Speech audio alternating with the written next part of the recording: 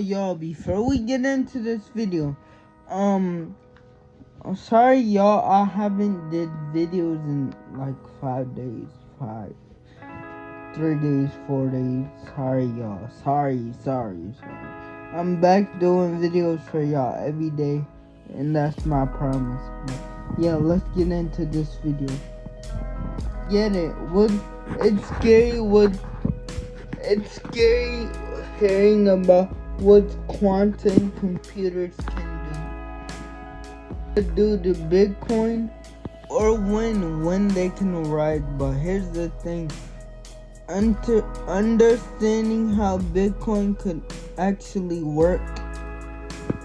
The key: understanding how quantum can, or more importantly, can't disrupt it. And what am I about to tell you will completely flip the script on your perspective.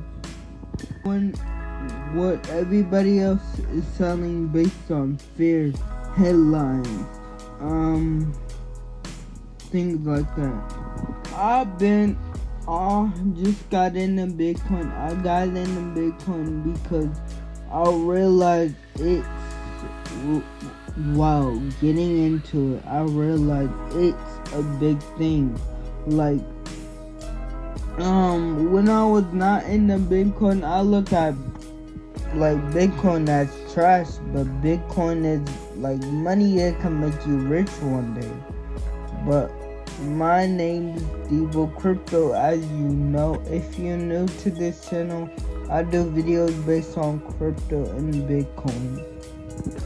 But I'm gonna make quantum computer and Bitcoin easy. No matter what your age, what age rank you're at, what you got going on, I'm gonna make it easier for you to get to know. I'm gonna tell you up in front, like, there is some Bitcoin now at risk,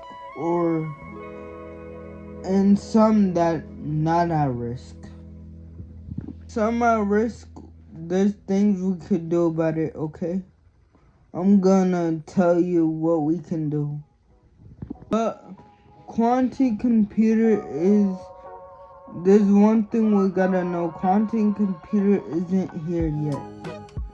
We don't want to worry about what's possible to happen in the world. We want to worry about, like, aliens can conquer the world. We don't worry about that on a daily basis. At least I don't worry about that on a daily basis. I know I don't. But it's possible, and it's possible. It's not very promiseful, but quantum computers. Google put out alert update. Said quantum computer could break Bitcoin. It could, because it's hypothetical. We don't have it. And potentially, we don't know. It could be 8 to 10 years away. We never know. And we don't have to worry about this right now. However, they said it could come 20 times less resources and finding. A finding didn't mention Bitcoin. They said Bitcoin is encryption. So let's look at what part of Bitcoin is at risk and what is not. So you have to know Bitcoin is encrypted, obviously, right? What's the crypto part of the cryptocurrency, the cryptography, right? And I think I talked about this in my old videos. You have something that's called a public key and a private key. Let me explain that. If I say my locker is D23, that's my public address. If I say, hey, go put this inside of my locker. My public address and my area code. And give them the code to the locker. You could walk over there, slide it in. But only I would have a private key to my locker. That's how big crypto works in general. There's a public key that everybody can use, and there's a private key that I can use. That's the basics of it. There's different cryptographies you can have, but I'm gonna take you through a lot of these different things you can go through in crypto, and that's basically telling you you're at risk or not. You're gonna know. The first version of the key was used instead of a hash. So what this means is, instead of showing the world the public key, they use a hash. They put a signal in the main block key to the public, but is that okay?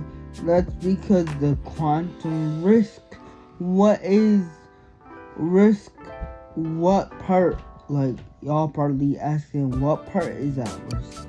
Well, I'm gonna tell you right now. P2PK, that was the first scheme. It is immediate. It's immediate vulnerable to quantum. And watch out for that. Well, quantum could hack it. And what do I mean by hacking it? Well, at first, the public key was shown. It wasn't a hash of the public key like later versions. In this instance, the hash had the key, so it's not really available. That's why later. So Bitcoin, that was mined before March 2010. So from 2009 to 2010, just in that just in that period of time, that was the only ones who really used that scheme. So basically, everything after that point is impossible to break the hash. So Bitcoin blockchain could only break and get the public key if it's available, and that's only if keys were made before 2 March 2010. Why is that? Well, we gotta understand what's at stake. We gotta understand what's in that period between 2009 and 2010. 1.7 Bitcoin was mined during that period.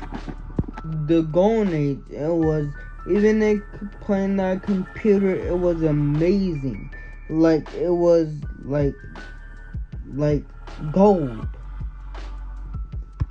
1.7 Bitcoin was mined up until March 2010. Again, they used the pay-to-public key. Now, of that 1.7 million, 90% of that Bitcoin has never moved. Most likely why it didn't move, people lost their keys. Oh, Satoshi, remember last week I talked about Satoshi? Whoever Satoshi was, there's a certain amount of keys in their wallet or his or her wallet.